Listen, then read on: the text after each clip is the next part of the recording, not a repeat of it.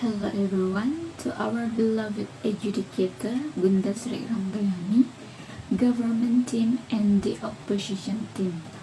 I am Nini Magnaina as deputy of the opposition team. So, in this video, I reject the motion. This house believes that schools should be held legally accountable for abuse cases that occur within their institutions.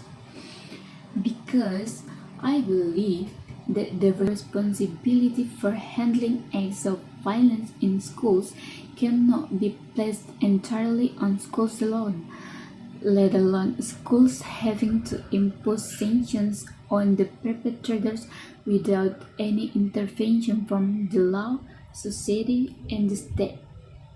And the reason I refuse this because the first, schools are not legal institutions. Schools can indeed give sanctions such as suspensions or coaching, but they do not have the legal authority to impose prison sentences or other legal actions on the perpetrators fairly and truly. For example, if sexual abuse occurs, is it enough if the perpetrator is only told to change schools? Of course not. It is a crime that must be handled by the police and the courts. If only the school takes action, then the perpetrator can escape punishment that should be severe and the victim does not receive proper legal protection, meaning the punishment is unfair. And the second, violence and abuse are criminal acts. Cases of sexual violence or abuse are crimes that are criminal acts, not just a violation of school ethics or rules. If schools are forced to punish without the intervention of state law, then punishments can be unfair because schools are not legal experts. There is a risk of abuse of power. For example, teachers punishing based on emotions or assumptions, and the victims and perpetrators did not receive proper justice because they did not go through the legitimate legal process. Only the state legal system or police and the courts can ensure a fair and legitimate process. Do schools have the capacity to investigate cases impartially? Can they provide legal protection for victims? Of course not. Therefore, the state and law enforcement are obligated to intervene to provide justice.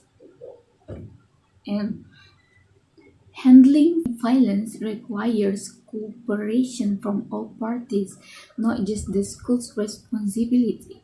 School violence is a serious problem that requires cooperation between schools, parents, communities, and the state. When violence occurs, what is needed is a collaborative system.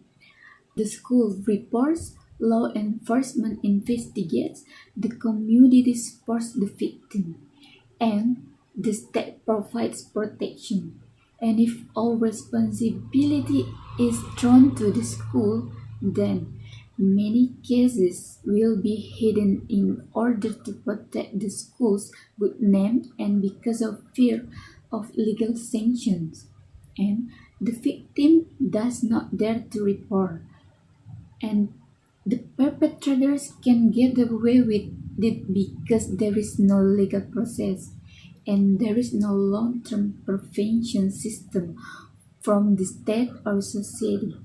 So, in conclusion, I reject this motion because making schools the sole party responsible actually endangers victims, weakens justice, and ignores the state's function as a protector of these people. Schools must be morally and administratively responsible, but legal matters must still be left to the state. I think that's all from me.